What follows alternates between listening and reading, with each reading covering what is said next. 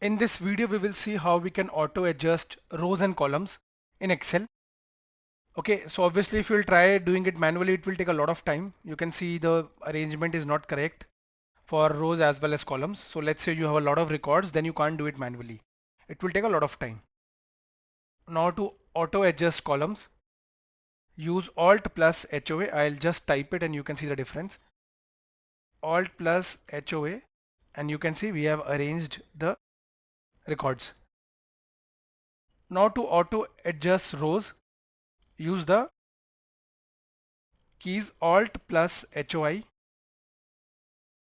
So I pressed it and you can see we have adjusted both rows and columns on the click of some keys. That's it. So in this way guys, we can adjust rows and columns automatically in Excel. For a free Excel tutorial, refer to the link in the description of the video. Thank you for watching.